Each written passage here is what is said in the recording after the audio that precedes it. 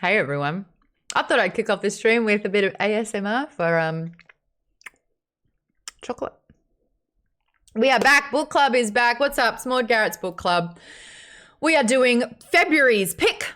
Naomi Novik's Spinning Silver. A big hello to the book club members. Hello, members. Hello. Hello. Hey. Hello. Hey. Hi. Loving everyone here. Rolling in. This is a book. This is a book that I have already noticed it's a bit of a split. People either go, I've already finished it, 5 stars. I love it. It's amazing. And then you get other people. This book is not grabbing me. And we're going to talk about it. We're going to talk about the first 13 chapters. Is book good?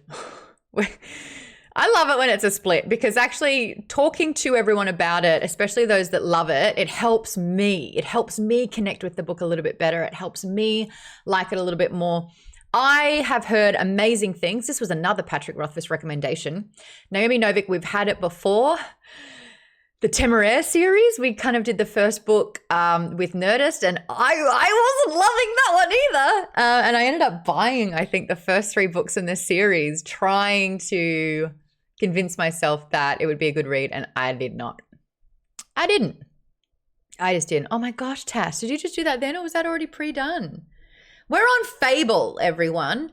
I'm actually kind of pumped for Fable. Hello, STS. Thank you so much for 30 months. Vaden had 23 months. Oh, no, that was Ivare. Ivare is here for 23 months.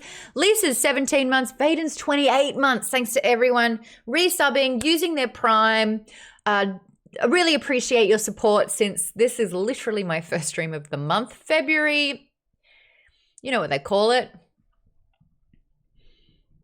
Get fucked February. Anyway, that's what it did for me. I was sick for a lot of it. I had a chest infection and a sinus infection. Yay. And then I went to Australia, which was lovely.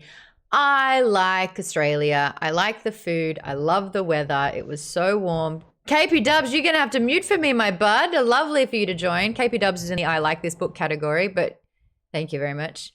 Just had a little bit of background noise. Confession time. Who read ahead? I did because we were supposed to finish it by today. So I'm on, I think, chapter 17. I don't know. Goodreads says that the page I'm on 59%. So I'm just over a little bit, which means I could accidentally spoil and not mean to. All right, I'm around chapter 16 as well. Stargirl's read ahead. Kate's rocked up. A big hello to you, Kate. 20 months. You only started the book 2 days ago. How are you going? Lisa stopped. So Lisa, you will be my you will be my mediator when it comes to no. Adam Vision read the book. Adam Vision, well done, my love. 28 months. Thank you for subscribing this entire time. You are literally buying our friendship, and turns out it was only $5 a month. Oh, that's the mood I'm in, if anyone was wondering. I have jet lag. And every night, there's been no consistency with my sleep. I thought I could regulate it a little bit better this morning. Now, keep in mind, I attempted to go to bed at 10 p.m. I fell asleep around 2:30, 3 a.m., was woken up by Zelda trying to get out of the bedroom, pouring on the door at 7 a.m. Little fucker. Went back to bed at 9:30, woke up at midday. So I'm just all over the place. It's a lot. Adam just said, I was making a general statement that I can read. I didn't read the book. I just can read. Adam Vision just chooses to opt out of all reading responsibility, thinking that by being able to put words together is in fact enough, and that progressive reading of words along pages in a coherent story is just completely above him. Welcome to book club. Let's read more books. Toaster Poster said, glad you're feeling better. Am I? It was better than what it was. I went on 3 separate antibiotics and 3 different steroids. It was a nasal spray steroid, an oral tablet steroid, and an inhaler. Fuck yeah. You know how much it cost me in America? A lot. Urgent care fees, the drugs. They're just like, would you like to take out a personal loan? And I was like, I might have to. In Australia, I still have Medicare, which means I got a rebate for my doctor's appointment, which means I paid about $15. I love that country. Yeah, I'm super strong now. I've been taking steroids. My balls are tiny though, so I'm so sorry. So Vaden's got his video up, and there's a really good barometer to see if my jokes are inappropriate. That one, it turns out, was good. Good to know. Drugs. Tamsy says, I'm so sorry you got so sick. I've actually been sick. I've figured out half this month, half the year already. 50% of the year, I've been unwell. That's not fun. But good. 5x5 vibe says, I love our Medicare. Australia's good. Kate stopped where we're supposed to. Jimmy stopped, read another book. Avery stopped where we were supposed to. Toaster Poster, read all the way through. Chris finished it. It was an interesting take. Stargirl read a chapter ahead. Vaden's read 3 chapters ahead. Thierry finished the full book. Thierry, your attitude towards our book selections are amazing. You become either obsessed with them or there is such a disdain. And I love that there is no middle ground on your takes. It's a lot of fun. You will either throw the book, and Thierry, correct me if I'm wrong. Am I too far away from the situation and I'm not getting a good read on it? Or is this kind of your stance with the books? It's very much a directed question at you. Yeah. Well, I always give like a 5 to 10 chapter try on the new book. Yep. And if I don't like it, I just stop. But since the next few months, we're doing 2 series that we started in 2022 that I didn't like the first book. Yep. I'm going to be out for 5 months. Just to, I did the second book of Gideon, the 9th. I've just about finished my whole journal. Like, it's about 5 months of a page a day. And I flicked back through a little bit, and in September, it's all caps. I have 2 days to read half this fucking book. I was so annoyed. And then everyone was like, we love it. So I did another one. So I get it. But you have the luxury of just being like, peace. I want to spend the last sort of half an hour of this stream talking about all the other books we've read this month. It was a quite unusual month. We were supposed to start early. We were supposed to do the 8th of February, and then this was supposed to be our part 2. But because we basically had a month off to read half a book, and a lot of people, I think, Colleen, are you here? Hello, Colleen. You've read 3 books in the interim? Yeah, I have a lot of spare time. I think I read 3 as well. So I would love to talk to everyone about all the books that we've been reading as well as this one. Mainly because I don't want to spend 2 hours talking about this book. Oh, she's sassy. Silva 429's read 3 books as well. Hell yeah. I want to get those recommendations. Thierry said he'll read about 5 chapters of the book to get a read on whether it's good or not. I am in no way paid to endorse Fable. But I spoke with their community manager about the app, and I was like, I'm trying to be the best damn book club. How can this app help? And the community manager actually said that when you add a book or if you search a title, that was a burp. That was chocolate. Excuse me, please. It was so good though. Maltesers. Okay, I am not being endorsed. Maltesers gold. I think this is caramel chocolate. They just say it's gold. I believe them. I'll believe anything they tell me. Gold chocolate. Okay, it says crisp malt centers covered with gold chocolate coating. What is gold chocolate? I mean, it goes in theme with the book because these were silver and now they're gold. Well done. Segue, Maude. Thank you, Adam. Love you too, boo. Gold chocolate is a thing, says Kate. Kate, tell me all about gold chocolate. And what's ruby red chocolate? That's good.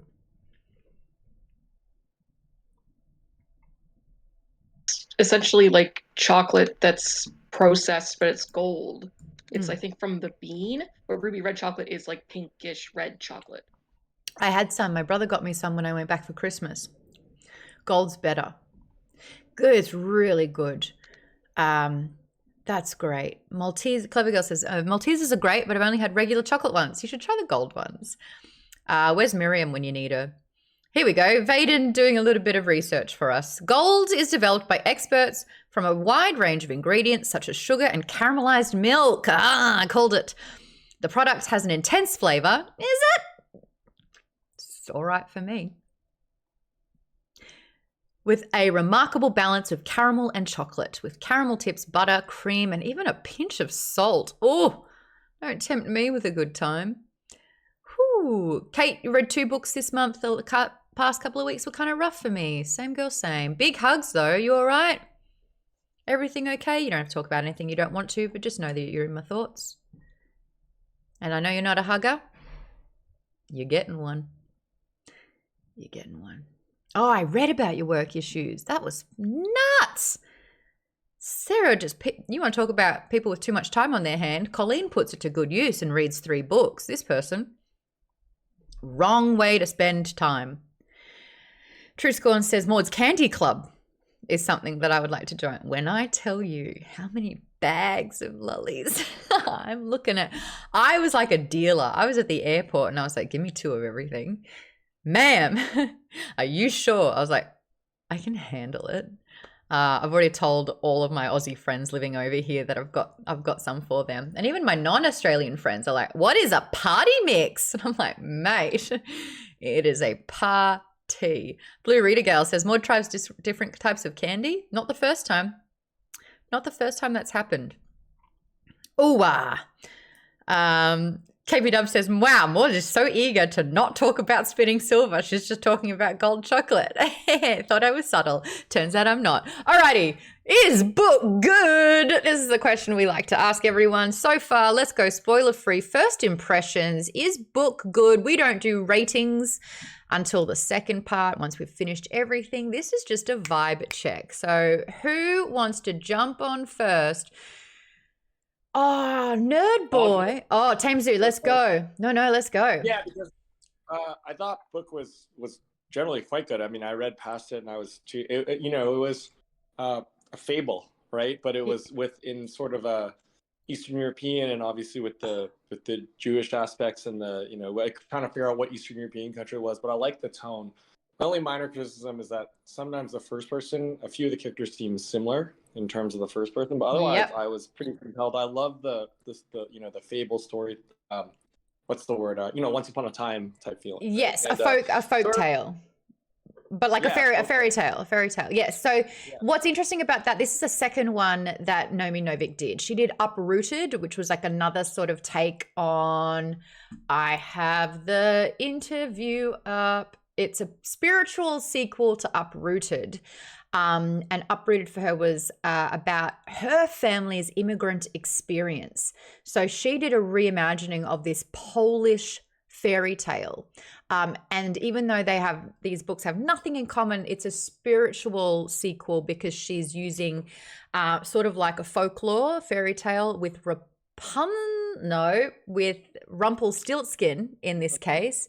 But then using sort of like, you're right, Lithuania, an ancient folklore where she gets to talk about sort of like anti-Semitism, what it was like for Jewish people in that day, and to insert sort of that story, that history, that prejudice into an ancient sort of fairy tale lore. Now, Naomi Novik's not the only person who's been doing reimaginings. They've been quite a big thing at the moment.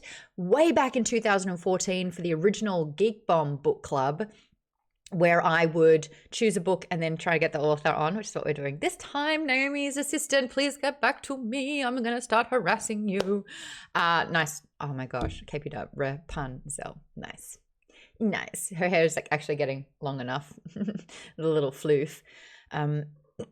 Anyway, I got an Australian author called Kate Forsyth, and Kate Forsyth had done a few reimaginings of Rapunzel, was the one that we did, as well as a few others in that vein where it's like it's influenced by, but it's a total reconstruction. Yes, who's that? Oh, Tamesu, that's just you, not muted. Oh yeah. sorry about that. I just want to say thanks for letting me go first and don't be offended if I leave because I have to go back to a conference. Get But I out, just do wanted what you gotta do. I like that take though. So yes, of course, if you gotta go first, you know me, I'm like, if you gotta unmute and say your thing, more power to you. It means that I don't have to dictate how this goes. Thank you. You're very welcome. Good luck with the conference. Oh, keep forgetting it is a Wednesday. I was actually going to call upon Nerd Boy Matt because this is a very new thing for you. And Bradley, same for you. You'll be next. But Matt, how have you been finding Spinning Silver so far? If you're there, Matt. I'm here. Did you just kick over a trash can? No, I moved out my chair. Oh, okay. okay. Did you kick over the tape? No, I'm kidding. How did you find Spinning Silver? So far, so good. The Not first person selling. narrative has kind of been a little bit difficult for me. Yes, same. Bouncing around, but otherwise, I'm enjoying the first half. Shame of all shames, I'm actually a little bit ahead, but I'm enjoying it. Oh, you? So am I. So am I. I mean, we had the month. We've had 3 weeks to get through it, so that's totally fair. I get it. Yeah, it's good. So good. Good so far. Good so far. Book good. All right. Bradley, what are you thinking for this one? This is a little bit different to what you usually read. How are you liking it? I'm undecided on the book right now. I actually am normally one that reads ahead, and I actually stop where we're supposed to. I read a different book. In the meantime, I read Daisy Jones and the Six. Oh, and it was nice. amazing. Nice. Got all the way through it. Loved it. So I'm undecided on this one. Mm-hmm. I'm going to wait till I finish it to see if I don't want to say, like right now, it hasn't really grabbed me. No. Like tomorrow. That book, I reread it actually after the show. Last time I reread it again before I started this one. And I just haven't been grabbed yet. Okay, so let's okay, because this is where I think the split is. Again. Ooh, the members just got a look at that, which was a catastrophe. Like did nothing wrong. All of a sudden the show was just like, not today, Satan. And I was like, and literally turned into a devil. And here we are. So we're back. 0 views. That's my favorite. Thanks, Streamlabs. It seems that it was Streamlabs that was the issue. And in good Maude fashion, if a platform pisses me off, I will call it out. So screw you, Streamlabs, for ruining my Wednesday night. I was eating chocolate and now this happened. Anyway, I'm back. Hi, Captain Argo. Thank you for 3 months. I feel like this is somewhat of an apology for taking accountability of the stream ending. I absolutely guarantee you that it was Streamlabs' issue. I had to log out of the platform and log back in. Anyway, we were talking about if book's good. We're talking about how there's a split. Some people are loving it. Some people have read ahead. Some people have already given it 5 stars. Some people are just not sold. And I wanted to, I'll go through the rest of everyone if you're into it. Bradley said not sold, not grabbed yet. Matt said it's okay, book good, but like a high-pitched book good because it's okay, nearly there. Lisa, you said that you liked it. Yeah, this is actually my second read of it though, so I don't know how biased I am because I've read the whole thing, but this is the first time I read it. I felt kind of like what you're saying. It's a little slow, kind of didn't grab me at first, but when I finished the book the first time, I couldn't stop thinking about it. Okay. And I wanted to reread it, and I held off because I was hoping we would do it for book club. So okay, yeah, great. I enjoy it. So I made a comment on the Fable app at chapter 13 saying, and we only read up to chapter 13. We stopped at 14. So we stopped the moment it started picking up, hence me reading ahead a little bit. I always think that with a television series, especially now that they're only like 8 episodes a season, you're kind of not allowed to have a bad season. And with this entire book, and if end of chapter 13 is the halfway mark, if I'm not alone in my thinking that the first half of the book is a bit slow and isn't kind of picking up the pace or grabbing me, is that a problem? Who would like to weigh in on that? Well, as someone that drops books after 5 chapters, I'd probably be the one to say something. Yeah, fair. Own it. Well, I finished the book, and I almost finished. Well, I finished Pride and Prejudice, and I'm 2 hours off finishing Bram Stoker's Dracula right now. And so first half was very slow, but it does pick up in the second half. I would have to say that this one, after the 6 chapters, if it wasn't because I knew that it was a remake of a fable, yep, I wouldn't have continued reading it. Okay. I would have stopped after the 6th chapter. Okay, because you knew that it was going to go somewhere because you had that background information. Okay, Yes. Interesting. Hey, Toaster Poster, thanks for 17 months. That's amazing. Blue Reader Gal says, I like the themes in the book. It's different. But figuring out which character is talking takes time. And yeah, it's a little slow. I agree on that. The changing of the perspectives without much of an indication was really difficult for me. I had to stop listening to it. There was the same narrator putting barely any variation between Wanda, Miriam, and Irina. That was kind of hard for me because listening is a bit more of like a passive experience, I guess. I would have loved each character to have a different voice actor. Is that a luxury? Absolutely. In fact, I would have even been okay with a little bit of sound design with some chimes or some coins falling to indicate that it's a new point of view happening. Just a slight break. I got it from the book because you can see that little stamp mark indicating that that's sort of wrapped up. You don't get that in the book narration. All of a sudden, and like I remember being like, wait. Wanda's mum's passed and now she's got a mum again. Why is her mum talking if she had, she's already dead? Those sorts of differences were really difficult, and they've all got this slight accent, but they're not differentiating. Who's listening to the book? I am. How's it been going for you? It's like you said, it's been rough.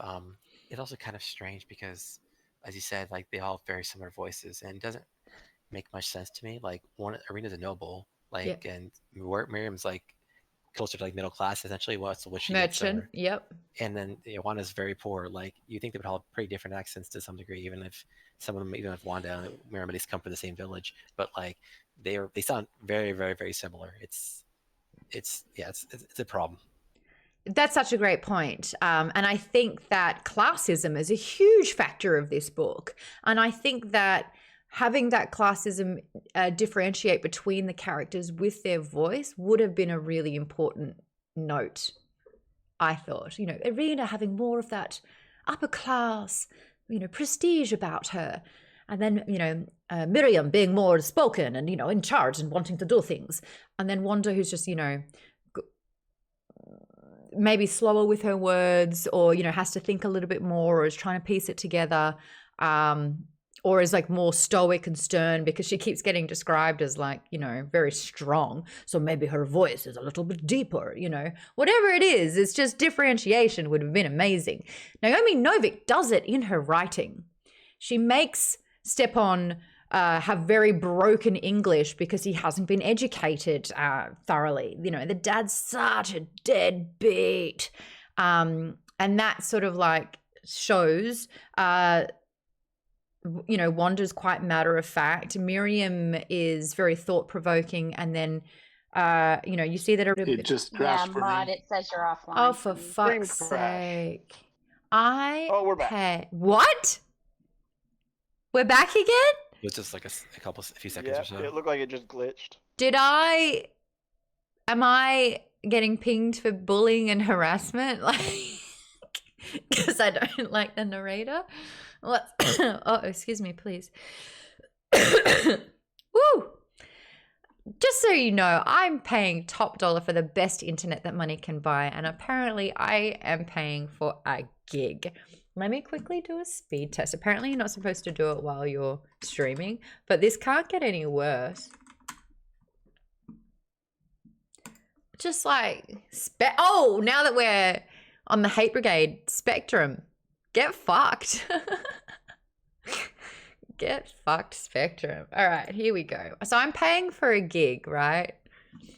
I'm paying for a full gig. And I'm topping out at 387, 393, 398. So that's less than half of what I'm paying for every single time. And I actually called them up about it and they're like, I don't know, they messed up somehow. Did I pay in real money or in dollary dues? Dollary don't. No, I'm kidding. My upload speed's nearly 40. Why is it dropping? Adam? Tell me what I'm doing wrong. You think that paying top dollar on a utility monopoly is going to make Spectrum... Oh, for some reason, the Streamlabs shitting me to tears as well. I can't see the rest of that comment. I'll give you a quality product. Got it.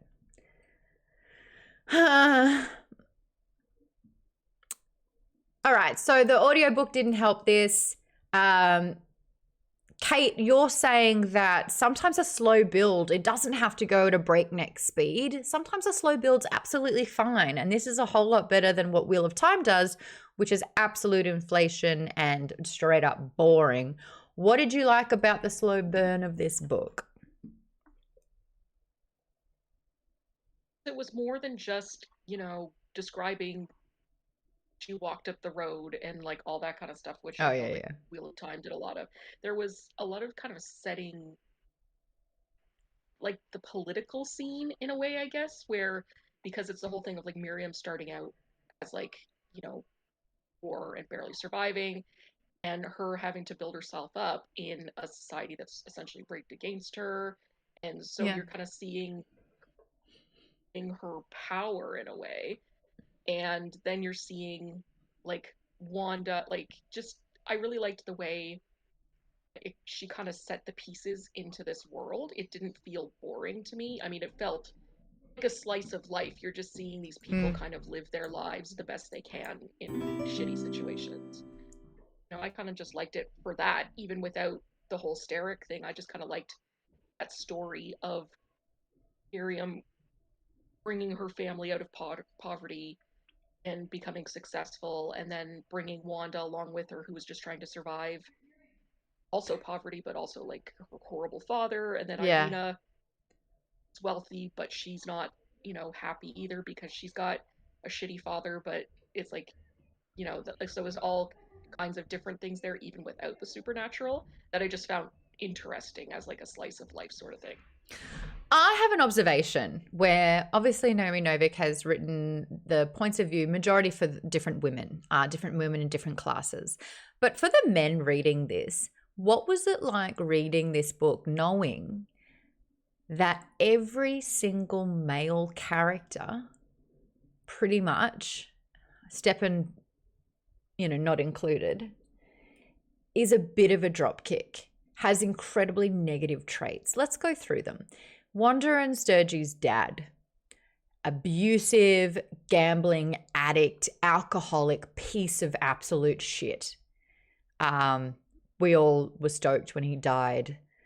Did anyone get like the Molten Crown season 1 of Game of Thrones for that one? Every man's atrocious. Sturgey, strong, is supposed to kind of be the pseudo man for the house. Never fought back to his dad. Never overpowered the dad. Wasn't close with Wanda. Like Wanda's like, why would I ever help him? He's never helped me. He goes and steals when he shouldn't. The caveat with that one, they're starving. He's a big boy. I kind of get that. But he's just really not there. He's not a good guy. Miriam's dad is a debt collector that is adverse to conflict and has given out all the money with absolutely no intention of getting it back. So, you know, obviously givers attract takers, and he's very much a giver, but it's at the detriment and the cost of his own family. And to the point where Miriam had to step up to take charge because he wasn't doing it. Not a good thing at all. The Starrick King needs a smack. I don't know how else to say that. You can just see him looking his nose down. And you know what? I get it. They're a different race. There's a different thing altogether. He's a shitty thing as well. Menertius, the Tsar, is so vain, is so awful, and teamed up with, a demon. Super shit. Also, killed squirrels when he was younger. So fun. Blommel says, I feel like Miriam's father is a decent person. It's just he was a bad moneylender. Yeah, but you can be bad at your job and not have it affect your family in that particular way. He's really lovely. He's really generous. He takes in Wanda. He takes in Stepan. It puts him and his family at really high risk. So that's not great. He's got a demon in him, but he's not a demon. Isn't he? I mean, he's an awful person. No, it's not that he's just awful. He invited a demon in him to claim power. He has sided with that demon, and he's okay luring, attracting, and offering up women for the demon to kill. That's fucking evil. Yeah, he's definitely evil. Yeah. I'm not disputing that. He's willingly possessed. But you know what? For power. Yeah. But even when he was a kid, he was harming small animals, and red flag for sociopathy. But anyway, so I've kind of posed the question that every male character here is somewhat too deeply flawed. Was that an obvious thing for the men to read? Did you notice that there wasn't actually a good representation of a man in this book? I was when I was reading this, and I came across it, and then just before, cause I usually read before I go to bed. It's like my relaxing act. Mm-hmm.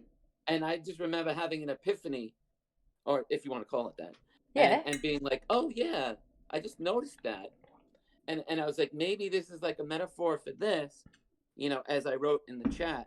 I was like, maybe the writer was, because a lot of times they always say write down what your feelings to work through your trauma. Mm-hmm. So I'm thinking maybe that was their way of working through their trauma. Wow. Turning the negative part into a positive part, because it is a successful book. So that's just my take. Was it obvious to anyone else, male or female, or non-binary, anyone at all? Did you also notice that there was not a very positive representation of men in this book? Yeah, I noticed that as well. And even her dad, he tries to be a nice guy, but at the detriment of his family. But he does love her, loves his wife and all that. But to me, there was one fairly early in the book, and that's her grandfather, who, when he found out how she took over the business, he was very proud of her. And it's kind of the moments like that had me hooked on the book, and why I really got into it and couldn't wait to finish it. Those sort of little moments between fatherly or parently figures and their children, I always am a sucker for those kind of things. I'm so sorry. Someone called Tall Hot Dude just joined our chat. Welcome to Maude's book. Welcome to Maude's book club. Thank you for following. How tall? Anyway, Colleen made a really good point that Miriam's dad didn't really want to get into money lending. It's a family business. So he had to kind of step up into that role. And it wasn't really what he wanted to do. And you're right, KP Dubs. I think that once Miriam was like, hey, you're not cut out for this, but I will have to step up and honestly be the man of the house, which, I love that it's challenging that notion. The man of the house. Wanda was. Not Sterigi, not Stepan. Like, Wanda's the man of the house. Miriam's the man of the house. Irina's the man of the court. they're all kind of like really challenging the masculine feminine roles and taking charge and stepping up and doing the uncomfortable task or risking their lives in order to survive. I thought that was really I cool. just wanted to point out, because it probably got lost in the chat through all the crashes, but historically, because one of the things I felt works really well in this book is with the myth of Rumpelstiltskin with the Jewish background. Yeah. Because historically, one of the few jobs that Jews were allowed to have was moneylender. Because Christians technically weren't allowed to be moneylenders because they're not allowed to charge interest based on Christian Their tenets. religion. Oh. Yes. I didn't know any of Jewish that. people ended up becoming moneylenders. And then when times get tough, like we see in this book with like the coming winter, but you see it in history with like, you know, the Black Death and like all that, you know, any time society gets like hard, pogroms start because people are like, I don't want to pay off my loans. And who's the first person you're going to blame, right? The person who you put in the job as a moneylender because that's the only job you wanted to give them because you couldn't do it. So like I found that very interesting. So yeah, he's bad at being a moneylender, but what other job is he going to do, especially when they don't live in the city, right?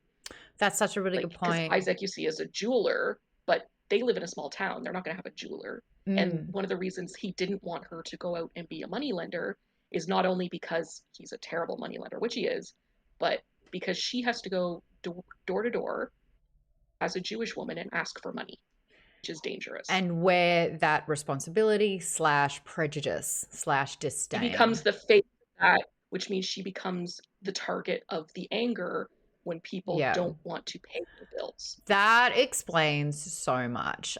We do have a trigger warning that there is anti-Semitism in this particular book, but and initially, actually, some people got uncomfortable about it. Who was it that wrote in the conversation that it was kind of a little bit of an ick or a cringe moment about how people referred to the Jewish members of the community? I think that it is important to highlight the abuse and the prejudice that is experienced for existing. And it is interesting kind of saying, is the whole story about being Jewish? Is it always going to be that, you know, it is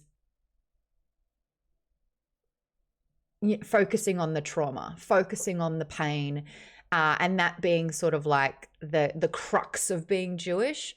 I am not Jewish, so I can't, this is me learning, and that makes absolute sense. There's a lot of stigma. There is a lot of anti-Semitism around Jews, and it's interesting that it's kind of pinpointing why, the reasoning, what that actually looks like and how it affects the day-to-day. I think that that's really, really interesting. But who was it in their Discord that was saying that it just got a little bit too much? I know that it was... I did. Yeah, talk to me about that. Yeah, well, with everything that's happening right now in the Jewish community in the States, that was the thing that triggered me a little bit. But then I remember that it is a fantasy book still rooted in kind of pre-Nazi time. So yeah, they were still like the seeds of that was kind of put into the story, that it was before the old Poland invasion of the Germany and stuff. So I see that. I saw afterwards that it's because in history before Germany invaded Poland, where I situated the book being set as. Is that it's based on history that Jewish back then were also seen as like close to the money, because as they were the only one that were money launderers. So that's where the stigma of a Jewish are like Scrooge with money. I will say, like, we've seen it before with sort of like trope trauma, where it's like this character is gay, therefore has to be abused for, you know, their sexual orientation, or discarded, or, you know, and it's this thing that we see over and over again, where it's like, that's not everyone's story. Yes, that can happen. Yes, it needs to be highlighted and addressed. But if that becomes the norm of the story, is that just as dangerous? And I think we had that conversation during House on the Cerulean Sea, where a gay relationship was explored in a really beautiful way, which is kind of breaking that stigma of, if you are gay, then your family will turn against you. People will not accept you. I think having light and shade in both sides, or I hate saying both sides because of Trump, seeing different perspectives and seeing sort of like the vast scope instead of falling into the same stigma and trope of one particular story, one narrative. Does that make any sense? Is my first question. The second one is, do you think that the way that they've handled it shows sort of like overcoming a sense of overcoming sort of their destiny, or overcoming the stigma, overcoming the prejudice? Maude? Yes. For me, I kept thinking this is a very similar background to Fiddler on the Roof. Okay. During that time, there was rampant hatred for the Jews. They were confined to certain sections of town. They were very limited in the kind of work they were allowed to do. And they were blamed every time anything went wrong. Yeah. Russia, and I think some of the surrounding areas were notorious for their pogroms. Yeah, I saw you comment that. What is that about? That's when non-Jews would come in and they'd burn the town and chase all the Jews out and, kill them if they happened to be in the way. That's why we ended up with so many Russian immigrants, Russian Jewish immigrants early on. It may be really uncomfortable, but it seems to me that it's very much in keeping with the time and the place here. Yeah, and you're right. And it's like, let's not rewrite history. It happened. It is a horrible stain on the past, but that's not to be ignored. And Chris says, yeah, here you go. This is historical fantasy. This is it's not a fictional world. I think bringing firmness to fairy tale works. Also, it's another form of conflict for the story to deal with, and I think the characters deal with it well. Well said, Chris. Yeah. Wow, I learned a new word. I would say I was happy to see that the author didn't shy away from putting that in the story. Yeah. I mean, yeah, you're right, Chris. Even though it's a fictional tale, it is based on a reality that was real, very, very, very real for a lot of people in that particular time. Whew. All right, we got to that one. A lot of people talking about, Toaster Poster says, yeah, people shouldn't be defined by their trauma. There's a whole spectrum of stories out there, and all of those stories should be told. I agree. Shout out to JM12, asking everyone to check in on the book. We have been asking if book's good. I haven't asked everyone if book's good. Ken, you finished it. Is the book good? Yeah, I really like the book, and to make sure I didn't spoil anything, I reread the first 13 chapters, finishing just before we started. Wow. So, one thing I'm noticing on the reread is a lot of little things I didn't pick up the first time really lead into stuff later on. So if you're paying attention, you might catch some callbacks as you get deeper into the book. Okay, that is the good thing about a reread, and I think that's a real testament to the writing, where the first time you're like, huh? And then once you finish it, you're like, wait a second. You're powering through this book, KP Dubs. That's fantastic. Why is there an ad popping up on Discord?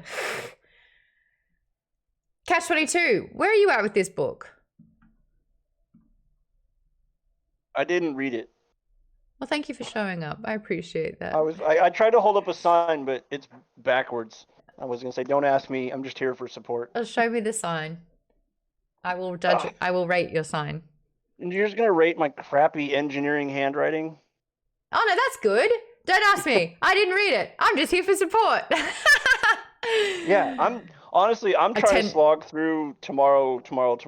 Oh, you are, because you got it. Because you guys gifted me a copy. When you say slog through, it's exactly what you think it is. I loved that book. Oh, I know. Everybody in this group loved that book, and Why don't you? I don't know. It's just I'm not digging it. I can't say why. I don't know why. I'm pushing through it, but I'm not digging it. And I may quit if I have to start Red Notice. If I don't finish it before I have to start Red Notice. And I never quit books ever. So, and you Red Rising, Red Notice is a totally different. That's what I meant. Red Rising. The red one. The red one. This is an amazing book. Red Notice or Red Rising? Whatever book is next month. Yeah, I know. Red Notice is by Bill Browder. It is a nonfiction book. Oh, really? This is like such a gem having someone that works in a bookshop who's like, oh, let me tell you about Red Notice is, everyone should read this book. It's so good. It's about a finance guy who went to Russia, like when they first, like the USSR collapsed and Russia was starting to rise from that, and he started a hedge fund there and made tons of money. But then he became public enemy #1 to Vladimir Putin and, set out to destroy him through like the corruption of Russia after his lawyer got murdered in prison. It's a great book. Wow. That's really cool. Oh, you've got 4 ongoing projects at the same time. This is what's really interesting about book club. We can have 98% of members love a book. You saw it destroy me. Like, that book pulled me in, told me everything was going to be okay, and went, ha, and then pulled me back in and went, we're really sorry about that. Like, I love Tomorrow and Tomorrow and Tomorrow. I loved it. And the fact that it's pretty much going to turn into Kindling for you, that's just so interesting. You're not wrong. We just have a different take on the same book. It's not going to turn into Kindling. I'll probably gift it to somebody so that they can enjoy it. Great. But yeah, last time I said I didn't enjoy a book, I got accused of not liking things. So...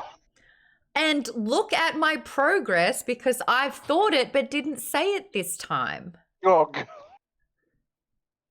I'm growing as a... Thank you. Hi, Stormer. How are you? I've just heavily implied it without actually saying the words. Blue Reader Gal says, everyone's different. But Tim is wrong. Avery says, European fairy tales are notoriously anti-Semitic, so Naomi Novik trying to reclaim some of them is actually really cool. I agree with that. I agree. You look back through sort of like, I mean, I read Viktor Frankl's Meaning of Life. Whoa, the tree. And it's this psychiatrist was in a number of concentration camps during World War II. And the first half of this book is so hard to stomach. And it's all true because it's his actual living story through what happened with him. And just my trust, my faith in humanity was just ruptured, knowing that what we can be capable of doing. And so you're right. I think that being able to tell their story from that different perspective, where they're not the freaking villain, or they're wrong, or they're killed. Yeah. Is it happening in this book? Not as much. It's more of like a general disdain and looking down upon. But you're right. They have been given shitty jobs.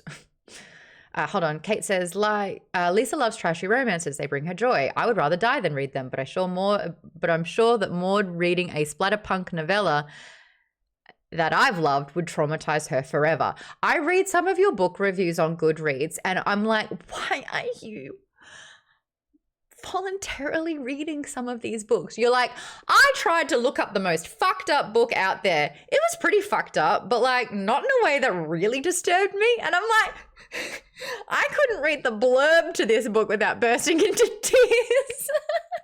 What splatter punk? I don't want to know. What's splatter punk? What is it? Extreme horror. I would never.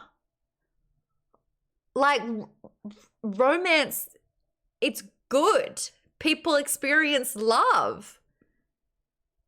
But extreme horror is just like, you read one that was like the cow one. We do need a notebook emote for extreme horror. That book sucked though. It was so that's bad. That's the review I'm referencing, where you're like, it just tried to be disturbing, but if you're gonna disturb me, at least be better about it. Oh, it was just, let's just no, with no story. No. Yeah, but why did, this is my faith in humanity again. Why are people writing about this kind of stuff when they could? Because there's an audience for it. Everyone needs more. I have no desire to read heteronormative romances. They just make me roll my eyes. Yeah, and they give me a really unrealistic expectation on men. I even said that to a friend. I was like, I don't know if I can keep reading romance, because real life men aren't written by women. And that's just devastating. I like how Miss Necromancer hated that scene from Dark Places with the cow. She's like, this is dumb. And the rest of us were like, yeah, I was like, I nearly threw the book. I was retching when I was reading. She's like, I had to put it down and go do something happy. Yeah. Oh, that was awful. That like ruined the experience for me. I really didn't like that. I hated that. I was negatively affected by that. And I just don't like to know that there are people that are so willing to harm innocent animals. You know, like, keep me in a safe little bubble there. I saw a TikTok where a guy tried to kick a dog for absolutely no reason, but he missed and he fell over, and it's like instant karma. And I'm like, yeah, but we're just forgetting the fact that someone just thought it would be entirely acceptable to randomly kick a dog who did nothing wrong. Oh, okay. Decompartmentalizing, says Kate. It's the mindset that people like surgeons and coroners have. Yeah, ain't no way.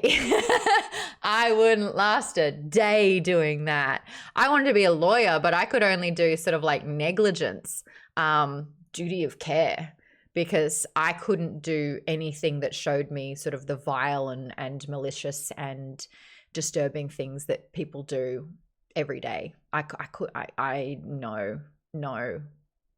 But I've seen every episode of Law and Order SVU, but that's because they help everyone. They help them. They put the bad guys away. I'm innocent, aren't I? Oh, I'm too good for this world. I used to joke about that with a friend because it's clearly a lie. Lisa says, to be honest, they are not all heteronormative, but I can guarantee they will be 100% trashy.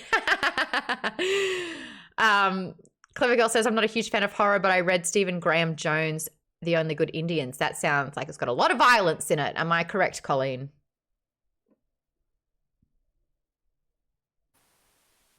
Yes. Yes, it uses Native American lore, kind of, but as an avenging spirit. And yeah, it gets a little bloody. That's kind of cool though. Avenging spirit. Catch22 is saying that I've got to watch New Amsterdam. The actor of that's on a dating app, and I'm just like, dude, I'm saying yes. Where are you? I haven't seen it though, so maybe I should. No, KP Dubs is a whole other series for regular victims. This is just the special victims unit. Avery says, my weird specific taste in books is gothic romance because I find terrible people being terrible to each other quite hilarious. I love that. That's really sweet.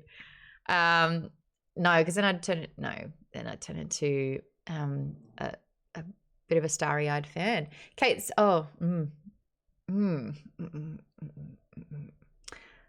Kate says, I do read some romance though, a little bit of everything. No, see, I need to expand my repertoire a little bit, I think.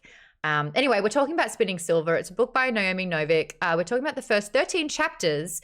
And as I said earlier, chapter 13 is where it gets good. I digressed a little bit. We were talking about characters. I've spoken about the interview. That one's done.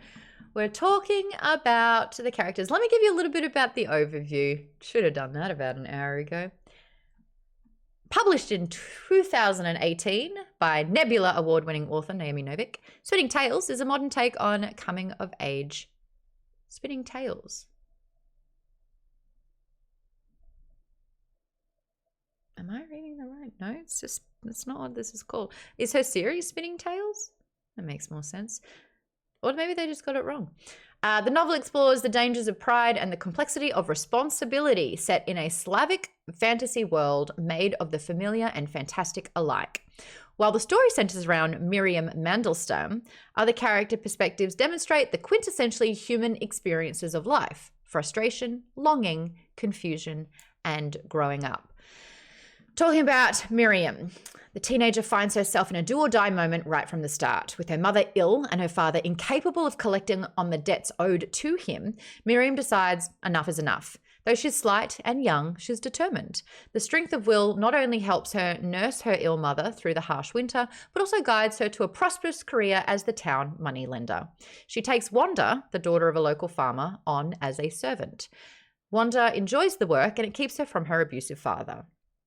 Though the townspeople hate Miriam because of her work, as we've discussed, and how that's incredibly unfair, she takes pride in doing it well. This pride, however, comes with unexpected consequences when the king of the Starrick, a fairy race of ice, takes an interest in her bold claim that she can turn silver into gold. The Starrick king tests Miriam's ability by giving her silver. She cleverly casts the silver into jewelry, which she then sells to the Duke of Viznia for gold coins. After 3 tests, the Starrick claims Miriam as his wife and takes her to his kingdom, where she obtains the magic to transmute silver to gold. Wanda's father tries to sell her into marriage, and after she refuses, her father accidentally dies in the ensuing fight. Wanda and her brothers, plural, split up, flee their home. Meanwhile, the Duke of Viznia gives the silver Starrick jewelry to his daughter, Irina, who has little beauty and even less agency. Her father plots to marry her to the beautiful but cruel Tsar, Menetis of Lithvis. Irina soon finds her future bound up in the Tsar's secrets, namely that is possessed by a fire demon who aims to rule Lithvis. So that's kind of where we're at. That's the setup for the first 13 chapters. And I will say the first 12 were quite slow to me, and I was going through the motions. But chapter 13, where Miriam starts getting superpowers and she legit can turn silver to gold, and you learn about the Starricks, and they're not a myth and they're not this sort of legend that you actually, taken with him, and you learn about them as actual people, humanoids. And then learning about seeing Irina quickly evolve into this incredibly smart and clever Serena. And then how the stories start intertwining somewhat. It looks like your headset, it looks like wireless earbuds. Okay. So that's kind of what we're talking about with this book. The Fire Demon ends on chapter 13. Yeah, it's all happening. Irina being like, oh, I was here the whole time. What are you talking about? And gaslighting the Tsar was so amazing to me. And that's on survival. That's on literally saving your own life and taking the out that's necessary. It's so funny. This is going to sound super privileged in a weird, shitty way. Oh, thank you. Sorry, I spoiled already. She's taken to the Starrick Kingdom. Full stop. Full stop. Good.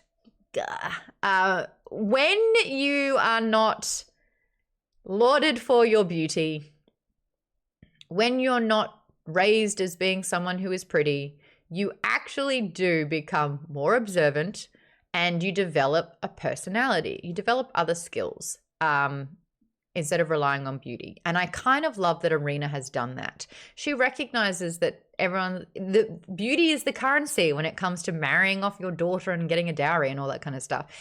What is she like? Is she beautiful? How beautiful is she? What are her looks like? Is she pretty? And that's it. Because I want to raise beautiful children. Like, it just comes down to looks. And you can have both. You can have both, Kate. You do have a wicked personality, though. I'll give you that, for sure. I just love that Irina becoming more observant, understanding the ins and outs, and not being, I guess, a failure when she's told that without looks then that she is. Just ignoring Irina while she sat in on all the important conversations with her dads and cohorts. And she was learning the whole time. That's exactly it. And she's now totally using that and is almost weaponizing that, and it's a part of her survival technique.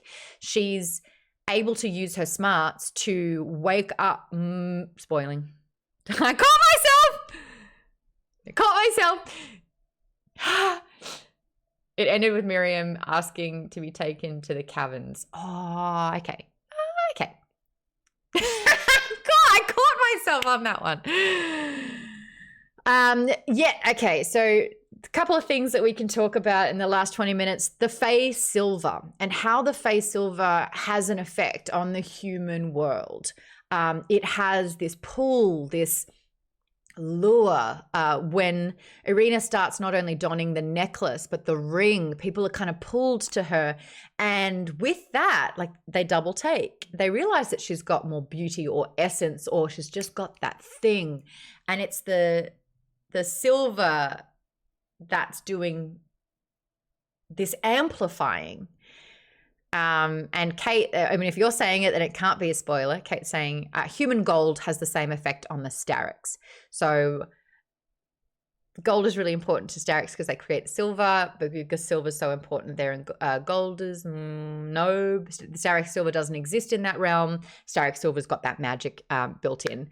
And yes, Clever Girl says that Irina also has Starric blood in her as well. Her grandmother was quite heavily Starric, and she was the first one that didn't kind of have the white hair.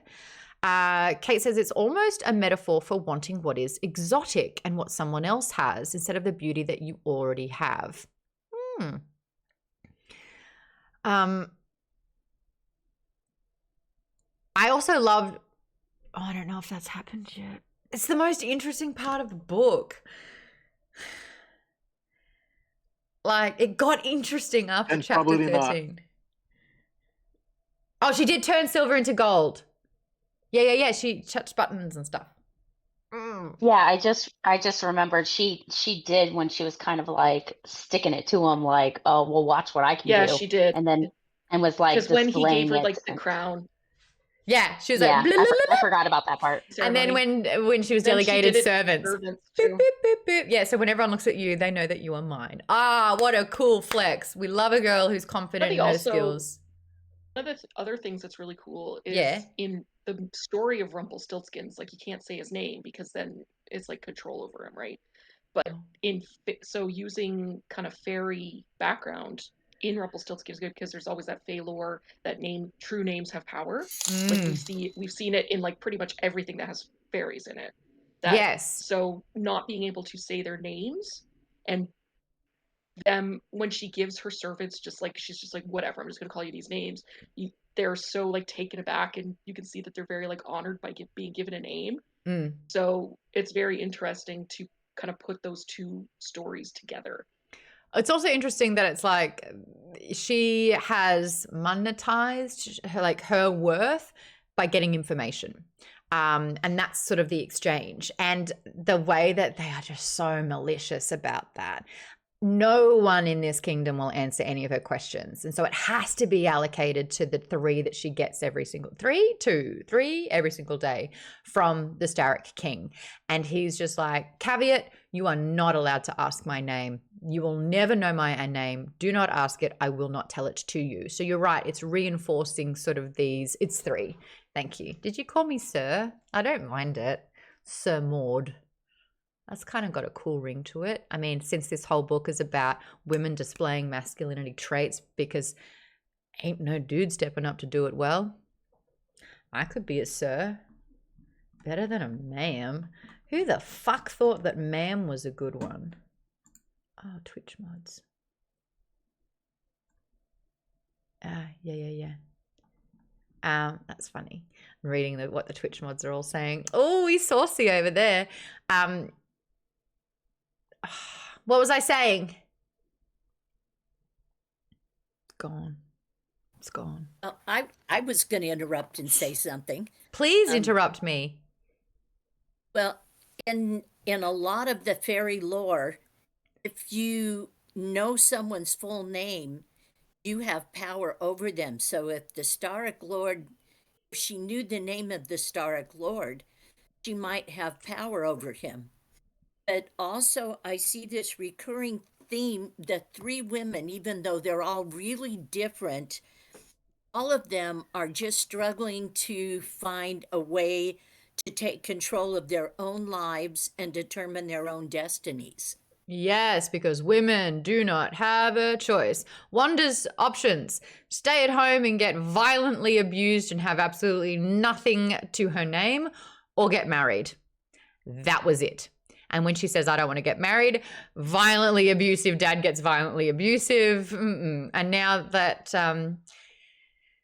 they've killed him, you would think it was manslaughter or it was an accident or, no, but he's the man of the house and he's the father. So if he wants to absolutely beat his children to obliteration, that can happen. So you're right. There was a bit of distaste that the father, Miriam's dad, had when Miriam decided to take over the work. And it's, thank you, Disco Cobra 2013, gifting 5 subs to the community. Coda Sim got one. Broke, Med Student, Siege, The City, Blue Rita Gal, and Guy Darling all got gifted a sub. If you got gifted a sub, make sure you say thank you to Disco Cobra 2013. Wanda's literally treated like a workhorse. Yes, she's a servant because she's getting paid. And she's treated well. And it's actually a preference to work there because she gets fed. Oh, STS just gifted 5 subs. That's very sweet. Capalicious, Grandma Frank, 555 Vibe, Kane, and Stargirl all got gifted a sub. If you just got one, then thank you. Make sure you thank STS for those. Yay. Kate says, and when the brewer dude and his son went to town, they were like, oh man, Wanda and Serge killed their dad, and didn't say a fucking word about the fact that they just witnessed their dad beat the ever-loving fuck out of his 2 children, technically 3. Oh no, it was Serge that came home that was like, oh, I'm going to finally fight back for the first time, even though I've been a bystander to this abuse and I'm bigger than my dad and I could have totally stepped in because he's inebriated and I would have been more able to handle the situation, but I don't want to because he's my father. Kate says, there's nothing work with serving work if you're paid and treated fairly. And that's exactly what Wanda has. She's in an incredible situation, that so much so, and this family has been so accepting of her, like double, triple servings. When Miriam kind of leaves and they can't remember her name and there's like an air of sort of mystery shrouding the entire thing, they don't want the food to go to waste, so they give it to Wanda. Wanda is seeing what it's like to be treated like a person for the first time. And just, the act of like being fed. And if your home life is even worse than that, like I could name 5 friends with, in the blink of an eye, who spent more time with their friends' family and found excuses to not go home. and would want to have sleepovers and stay the night and get out of their home as much as possible because it was worse being at home than it was anywhere else. So I think that that's a very relatable situation. But I just love that, you know, we were talking about the stigma. I think it's so lovely that the money lenders are the most generous people. The money lenders are the most forgiving. And it's this, yeah, I just think it's really important to break the stigma of, which is what they're trying to get at. Jewish people only want your money and they want to kick you when you're down and they're greedy and, you know, and then you see the truth behind it and it's like, that's not it at all. You've actually turned them into your scapegoat. It's really, really important that you kind of see the dichotomy of the city.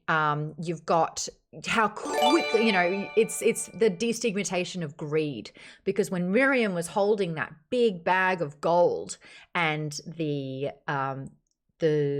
sleigh driver sees it, he attacks her. Vaden, we got 5 more coming through. Vaden's gifted subs to ET3 Stooge, Sean Maximus, Deviant Affair.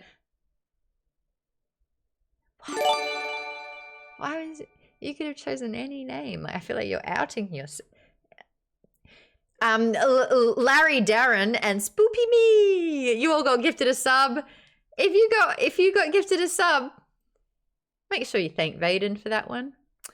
A bit like Shoto Todoroki, STS talking my language. Oh my god, I'm obsessed with this season. So much so that I'm watching it in sub.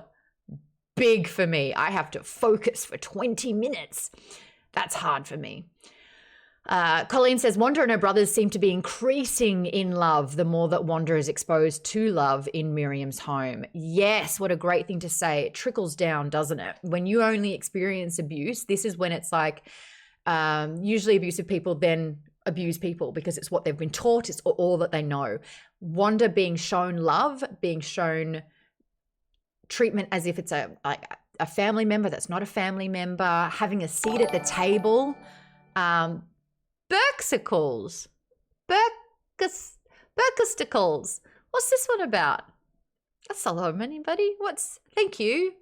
You didn't even say anything with it. No note. Shout out. Thank you. Hey. Anyway, yes, I think that's a really good point. Oh, got it. Oh, thank you. Did you get booped? The bloody Patreon. We don't know what to do about it. It's like, no worries. So thank you for that. I appreciate it. I did like how the author had a description of the landscape. I just added like in there. Blue Reader Gal, was it like? I do like the landscape. Yeah, I found myself tuning out a little bit. I was like, wow, it sounds vast and icicles and grey but everyone's a dick. No, that's Derek King. What's everyone's opinion on these characters? Let's go through some of them. Starrick King. Myth turns into reality. He's void of a smile at any given time, I personally think. What are our thoughts on the Starrick King? Opening that up to anyone.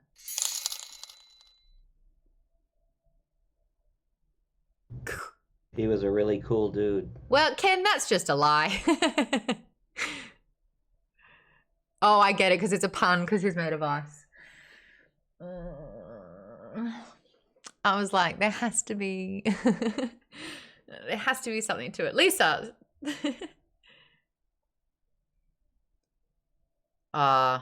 Vaden says, unfortunately, Patreon hasn't fixed their issues. So for those of us who had annual subscriptions when the change happened, this is the only place to pay for book club. Ain't that the truth? Oh, Vaden. I see what you did there, Ken. Blue Reader Gal says he's cold and annoying. Just not a nice dude. Kate says, Starrick King's a dick. But in the way that fairies usually are. I don't think he's much of an asshole as the human men because he's an alien. Yeah. One thing that's pretty interesting about him, I think, is like actually, never mind. I should say because I don't know if it's. No, I know exactly what you're talking about. The one time he gets impressed, and we're not there yet. We're not there yet. You nearly did it. Write it in the thing with the thing, but I know exactly the moment you're talking about because she was expecting a different result. That moment, she was expecting. Whoop. I know. I do have a real thought. Go on. To me, he's just like Wanda and Miriam and everybody else in that he is a product of where he grew up, how he's been brought up, what he's seen his whole life. He doesn't know anything else.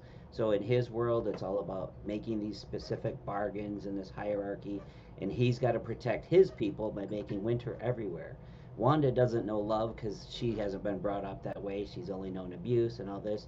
And when she sees it, it's a big deal. To me, one of the best moments of that first half was when Miriam gets the realization that Wanda is not every time she asks questions like, so this will pay off the debt sooner. Miriam just thinks like, yeah, your dad will get his money. But Wanda's like thinking, this is when I'll get my freedom, and I don't want to tell my dad about the money.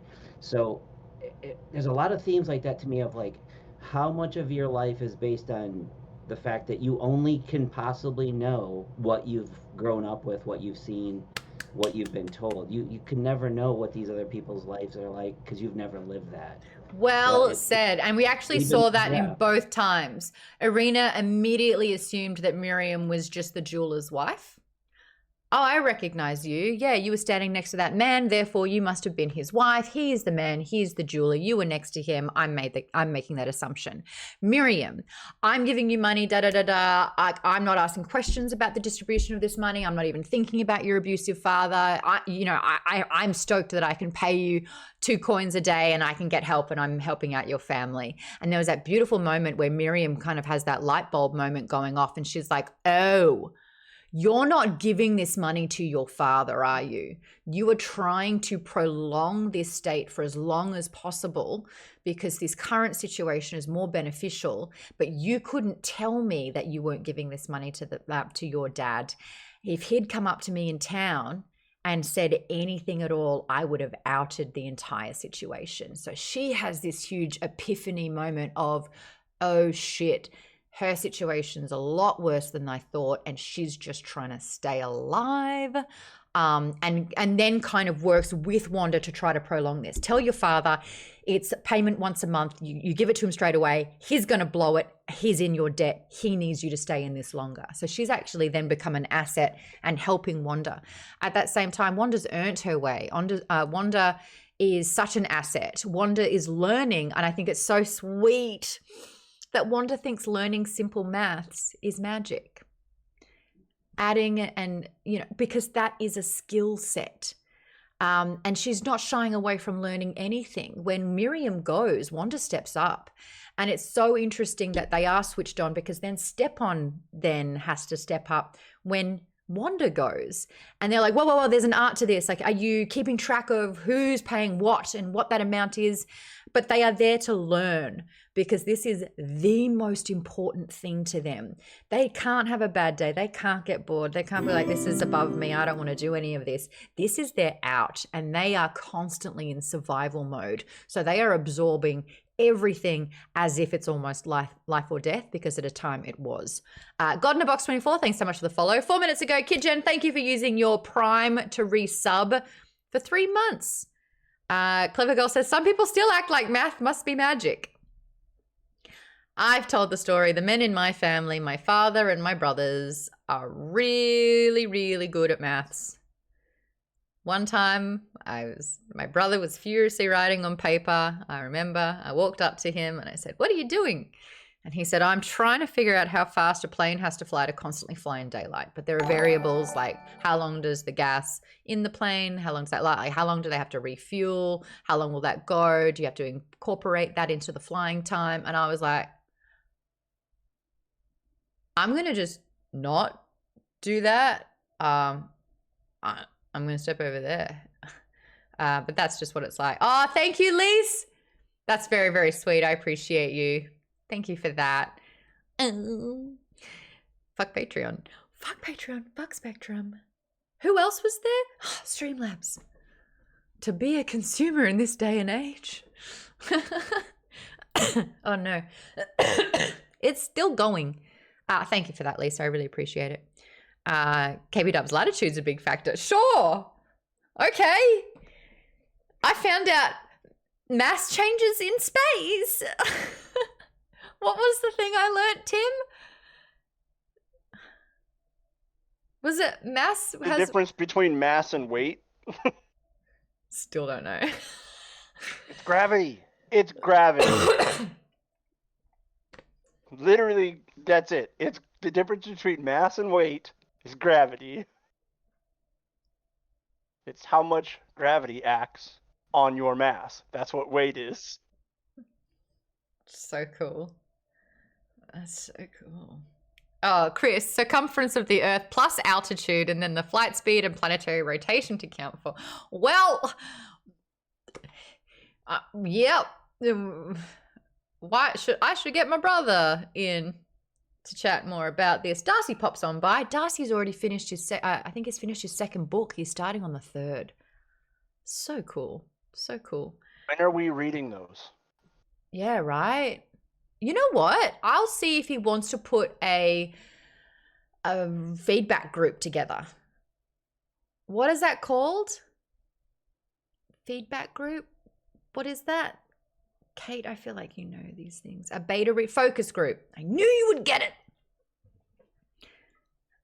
It's a beta read and a focus group. I'll chat with him about that. Would anyone be interested in doing that? It's a high fantasy book. Beta readers are for those that have a new book out. Oh, okay. Maybe. Sure. How high? This fantasy is pretty freaking high. Vaden did it for a friend. Because at the moment, there's about 5 and they're all women. And I think they all have, they're a colleague or my mum. And so they're all just like, you're amazing. So I think it like I won't care. I won't take any offense at all. So, I love my truth nice and hard. So, yeah.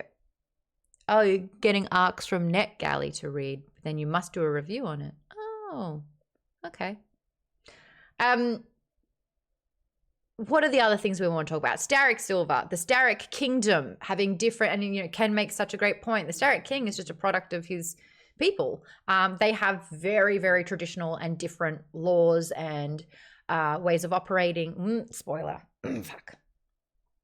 We don't really know much about the Starrick Kingdom yet. We do know that they stand in different groups with different colored uniforms on. Different colored shades of gray. That's not a spoiler. We're talking about Miriam. Now, Avery and Kate, you are standing Miriam in this. Avery, I'd love to hear from you. What do you love about Miriam? I love that she is able to she's able to think her way out of problems, or if she can't completely think her way out of it, she will form short-term goals. She knows her limits but also knows her power both, and is able to work the system basically in her favor.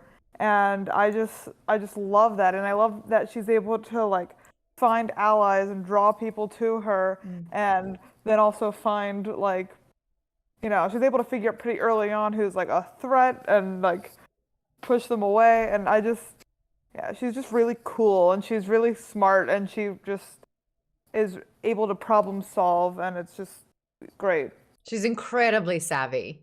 The fact that she builds a reputation of turning silver to gold because she's operating a business. She's turning product into money and then turning that money into more things. And she's figured out the system, and she's very, very good at it.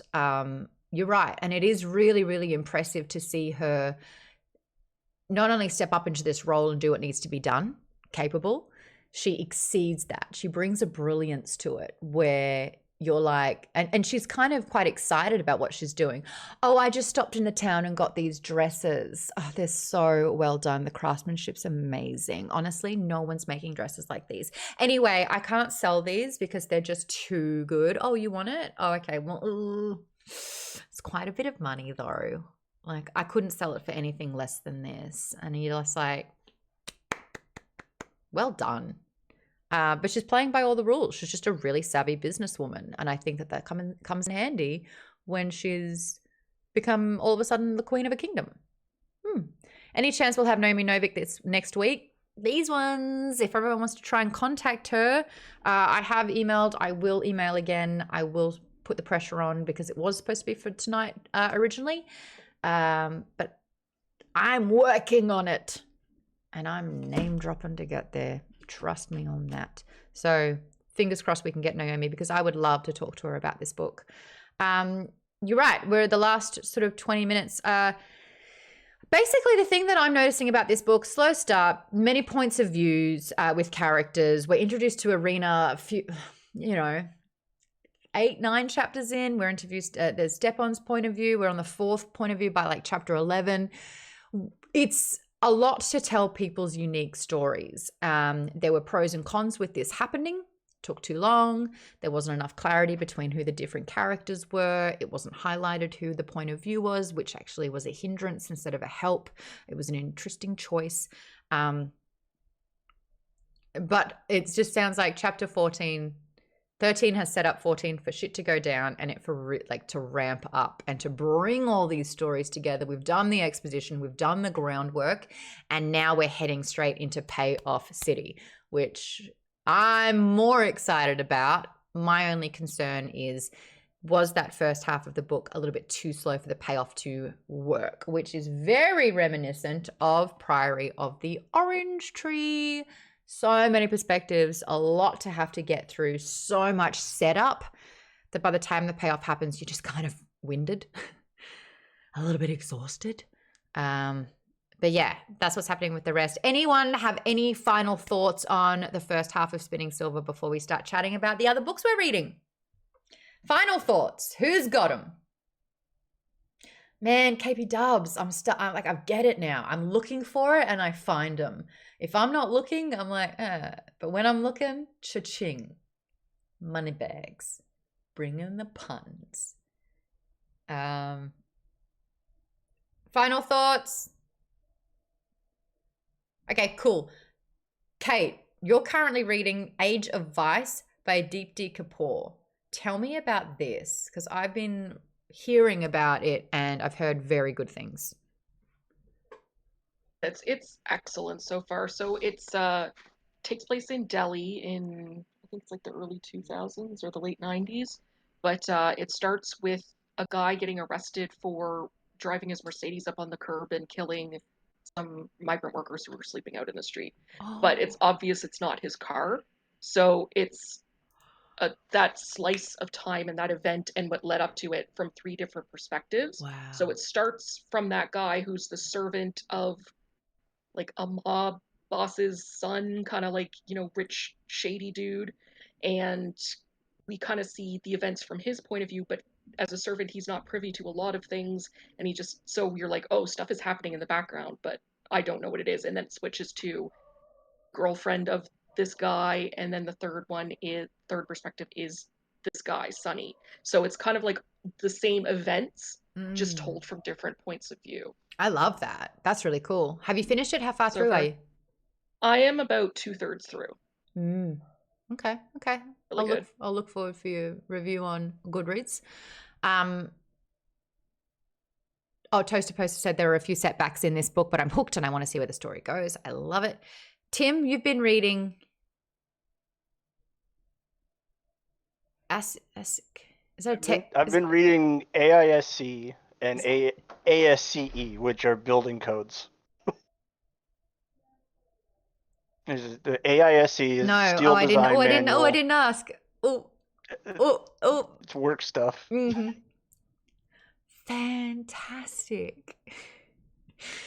but hates Tomorrow, Tomorrow, and Tomorrow. Whatever.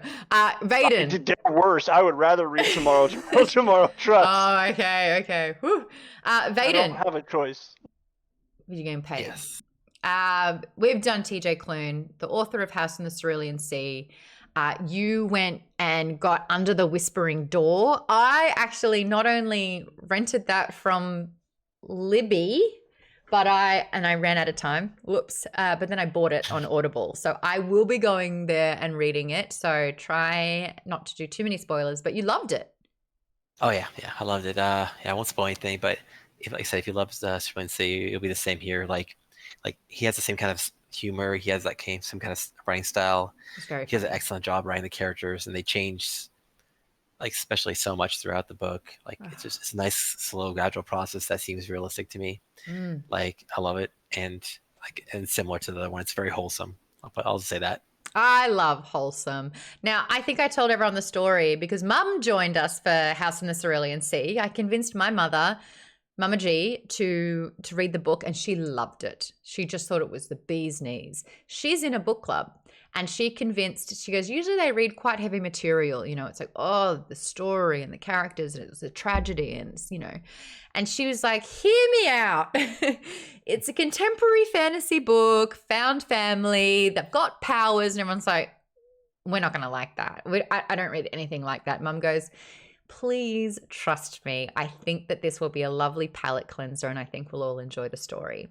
Mum hosted the book club, made a Spotify playlist with all of Lucy's record collection in it, which she played with a background ambience while they discussed the book. And she said that they all absolutely loved it and was like, oh, I would never have picked this up on my own. I'm so glad I discovered this book. It was so wonderful. So our book club was able to make that moment happen, which I think is just wonderful. So go Mama G for that one. Yeah, that's awesome. Isn't that cute? Ugh. Yeah. She's like outshining me a little bit. I'm like, oh, okay. Playlist. To compete here. Yeah. Host book club. All Well, right. you should have her host a book club once. I've got to get her back on actually. Oh, we thought that see if I could go in it. And she's like, you won't like this book. And I'm like, no, let's not waste my time. Colleen, you're reading some Star Wars books and Dark Matter. Is that Blake Crouch? I liked that book a lot. I actually think I want to go back and give it. It's weird because you read a book and you're like, oh, I thought it was this. But then when you spend the next month thinking about that book, you're like, oh, how dare you? It goes up. You've had a really effect. You got under my skin, and I think that's really powerful. But Colleen, tell me about the books you're reading. Okay, I'm reading currently Solo, which is just expanding on the movie and better, I think. And the book is actually Dinosaurs and Dark Matter.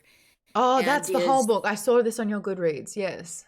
Yeah, it's astrophysics. Get out. Lots of particle physics, and she's the author has kind of a hypothesis that a disk of dark matter around our solar system might have been what nudged the asteroid, actually possibly a comet. That's into interesting. the atmosphere that killed the dinosaurs. Okay, you got me. Ooh, you started getting Colleen, real what book science is heavy there. Yeah. It is super science heavy. What but book is I mean, this again? I have to it's know. called- Dinosaurs and Dark called, Matter. Yeah, Dinosaurs and Dark Matter. Going to Amazon right now. Yay. And that's on You Community. You would like it. You would like this. It's very heavy in the particle physics and trying to discover, because no one knows what dark matter is, and so it's really hard to find it.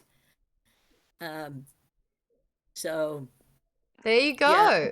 A little bit of a recommendation swap there. You said you also finished another Dresden Files book. yes, I finished. Let's see, what was it? Cold Days. I liked Cold Days. This is when he starts becoming the the Winter Knight. Yes. I like that. Yeah, he's the Winter Knight in that one. Let's see, now I can't remember, but there were several other books that I finished too. One was an indie book called The Dragon Scourge. Mm. And I backed it on Kickstarter. Oh, and cool. Did you find it? Did you find the book on Amazon? Sorry, I'm watching on Discord. I think so. Dark Matter and the Dinosaurs by Lisa Randall. Yes, that's the one. I was afraid I had the title backwards. Nope, I found it. Add to cart. Done. Okay. We got Toaster Poster here listening to A Wizard of Earthsea by Ursula K. Le Guin, sorry. The first chapter is one big info dump. I need to start again. Yeah, high fantasy can be like that. Let me world build really, really quickly so we can bring you in on it. Lisa, you're working on reading books in series that you already started. There are lots of them. Any that you want to chat about? Sure. So let's see, what have I read? I read the fifth and sixth book from Murderbot. Oh, I saw that. Which I don't think I liked them as much as the first four, but I still really enjoyed them. That first one. Ooh.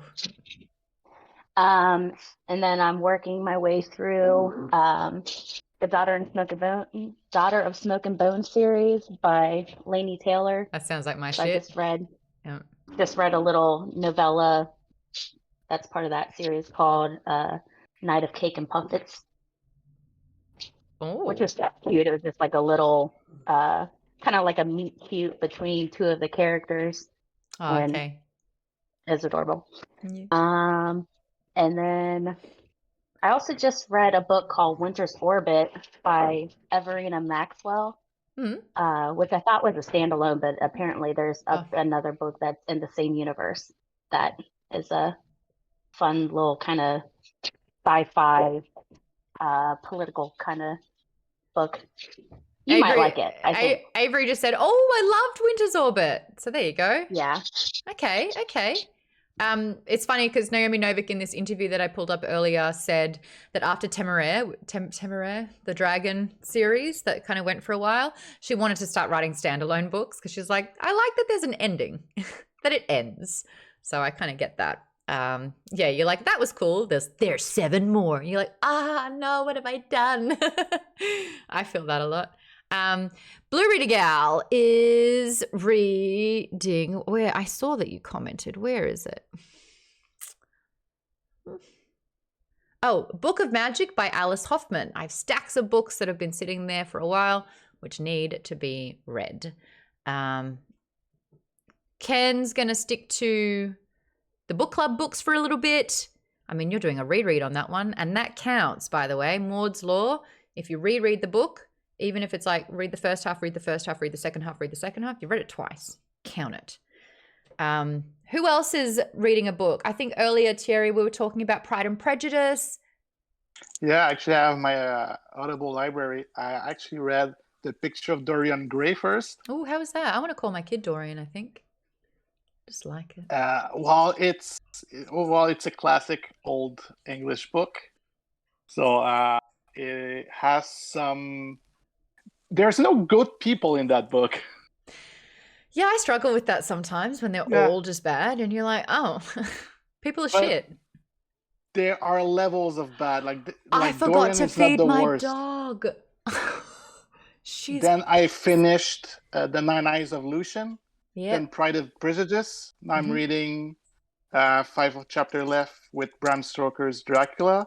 Next on the list is Queen's Gambit by Walter Tevis. Oh, cool. And Where the Crawdad Sings. Oh, I've heard very good things about the book for that. I've got a couple of friends reading that as we speak. Someone else was reading that. Bradley is no longer here. I think Bradley said that he read that. No, Daisy. This Daisy. book, Ghost Eaters. Yep, tell me about it. Okay, well, it's a horror book. I don't know how much you'd like it, but basically, it's about a woman who wants to break up in a she wants to break up with her boyfriend because it's a very toxic relationship. Mm-hmm. So she goes to tell him that they're going to break up, and he ends up, killing himself. Oh. So she finds this drug called Ghost, where you could talk to ghosts. Oh. And once you take them, you see ghosts everywhere. All of them. Yeah, right. Yeah, you see them everywhere. And like it's a whole thing. So is it a comedy or is it a horror? It's a horror movie. It's a horror book. Like I said, it's very like, I don't know how well you could deal with it, but like I said, it deals with excessive drug use, abortions, a lot of murder, like it's very descriptive book when she talks about the ghosts that she runs into. Got it. It's very interesting. Okay, good. Tosaposa says, I want to watch the rise and fall of Sanctuary Moon. If it's good enough for Murderbot, it's good enough for me. Lisa says, I'm also going to read Vengeful by V. Schwab next. I read that in December. It's really freaking good. I love V. Schwab. She is an insta-buy for me. Chris says, Critical Role books would be neat to add to the read list. I'll tell you why I probably won't.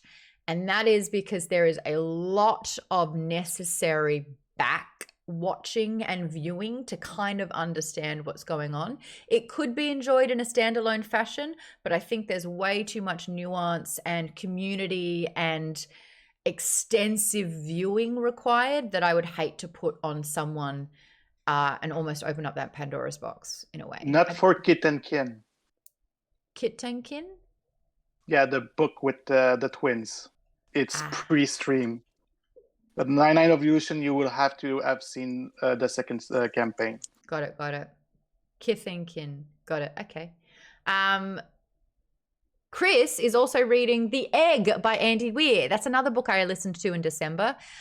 It's a series of Andy Weir's short stories, and they're really well done. It's sort of like Twilight Zone, but written. So it's anthology, kind of small snippets, but using sort of sci-fi or mystery or really cool things. I really enjoyed it. My only critique was too short. I mean, there's short stories and then there's not enough of them. Apparently he's done a few more though. The Black Company books 1 and 2 and the Kaiju Preservation Society. Is that game lit that I've heard about? Hey Lex4718, thank you so much for following. Welcome to Maude's Book Club. Regards Darren, thank you so much by the way for your Prime sub. 14 months, I really appreciate that. Felix Guardian, thank you so much for the follow as well. Look at them all coming on through. Welcome to Maude's Book Club. We talk books. We're asking everyone, what books are you currently reading? What books have you read in February? For me, I went back home. My mother has the Anita Blake series, which is contemporary vampire series written by Anita Blake. No, that's the protagonist, written by Laurel K. Hamilton. I'm doing her such a disservice now. Anyway, Anita Blake is a necromancer. She's basically an animator. She can raise the dead, but the town has sort of been overrun. There's a hierarchy of vampires in there. So you've got like sort of the master of the city sort of thing. But like True Blood, they're very, very scary. They're not romanticized vampires. They are brutal. They are vicious. They are killers. So it's really interesting to see how this 5'0", very sharp talking, gun wielding animator kind of deals with that world. I've been really liking them. I read the 3rd book. I think I read the first 2 when I went back home to Australia over Christmas. I was there for a week. I read 2 of them. I was there for 2 days this time. I read another one. They're quite an easy read. Also, there was a thunderstorm in Brisbane. It just rolls on in and you can just smell the rain that's about to come, and then it's just like, rolling thunder. Like, brr, I loved it. KB Dub says Laurel K. Hamilton did 3 signings at my store while I worked for Borders. The event coordinator described it as fairy/vampire porn. It doesn't really get there until a few more books in. And Mum told me a really interesting story, and that was Laurel K. Hamilton is apparently very Catholic and was in, a very heteronormative relationship, and then apparently broke up with him and went full poly. And you can see her sexual transition happen through these books, where before she was just no, I'm attracted to them, but I will not do anything. I will not even kiss them on the first date. And then all of a sudden, she's doing all of it. So, yay. She gets really horny. I know, but not within these first 3 or 4 books. And I'm just kind of like, come on, live a little. So apparently that all changes. And you're like, oh, okay, ooh, hey. So I took books 4 and 5 home with me to post back. Mum said I have to post them back once I'm done. And they're a really nice buffer for me because they are an interesting read. And I think the world is done very good world building in that. I started V.E. Schwab's Gallant because I needed an audiobook for a plane. The narrator is a little bit Jim Dale, if anyone's listened to the Harry Potter series. It's that very sort of British, we all heard it if you listened to it for The Night Circus, same narrator, sorry. Yeah, there are a ton of those books, Ken. I think she's written like 20 something of them, which I ain't gonna get through. I'm just using it as my palate cleanser buffer at the moment. I also revisited a book. I think I first read it in 2010 when I went through like my Hunger Games and Twilight and, young adult books that were booming. I stumbled across one called Graceling by Christian Cashore, and I loved it then. I remember thinking it was one of the best books I read. I thought it was really well done. I love this fantasy world. If you are graced, you are gifted with like a power where you're like an expert in your field at something, but like to the nth degree. And your eyes are 2 different colors and that distinguishes you. You can have something like, oh, I can hold my breath for a really long time. Like I'm graced at holding my breath, or I'm graced at training horses. Or you can have things like I'm graced at fighting. I'm graced at persuasion. So it's just really interesting to see the dynamic between those who are graced because they are seen as less than, or they are enslaved by the king of the land. It's just like a really interesting book. But the way that she writes dialogue between the 2 main characters is so good. Lisa, I bought the first 6 books of the Black Dagger Brotherhood as my next palate cleanser for that kind of stuff. I'm into it. What can I say? That's my guilty pleasure. So I try to read a nonfiction, our book club book, and a guilty pleasure at least minimum every single month. J.R. Ward and Laurel K. Hamilton. Yep. Yeah, they kind of like really saturated that market and made a name for themselves for redefining sort of the vampire genre. Yeah, Mum was telling me that they did dissertations on Laurel K. Hamilton's writing. Thought that was really interesting. Anyway, what I thought was cool about Graceling is that I loved it 10 plus years ago, 15 years ago. And it's so interesting now that I'm a lot older and I've read a lot more books since then. If I'm like, oh, I thought it was a 5 and it was really a 3. I'm still loving it. I'm really, really enjoying this book. And I think I might, Amanda Tass, I think I might do a little TikTok series of what book have you read and it still stands up years, decades later, and what book have you read that you thought used to be good and is actually probably not so great. If you got your answers, I want to hear them in the comments too. Thierry's also going to listen to all the Lord of the Rings books narrated by Andy Serkis. Your reread of the Vampire Academy series is going like that. Hint, go follow Maude on TikTok. Yes. I hit 200,000 and then I stopped. I will try to do more. I should try The Empire of the Vampire by J. Kristoff. I've got a couple of other J. Kristoff books that I'm going to delve into as well. What other books? Libby's been Empire good. of the Vampire is the start of a series, though, and that's the only book out, so you can wait on that one. I will wait on that one. I love that that's your thing. You're like, why would I start something that I can't finish? I don't usually have as much of a problem with that, but I love your take on it, and you're like, it's not worth it. I read it. I read it because I love J. Kristoff's other books, and I love vampires, so I was like, I have to read it. I'm going to start with Nevernight. About it. I'm going to start with Nevernight. I've also got Storm Dancer as well. So I'm about to dive into my J phase for sure.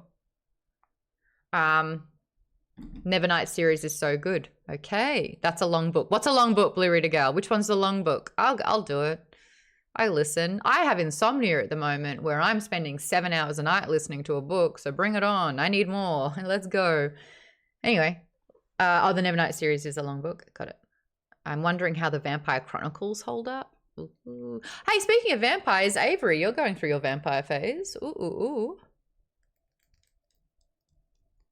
I am going through my vampire phase. Lestat. How's the second book of the series going?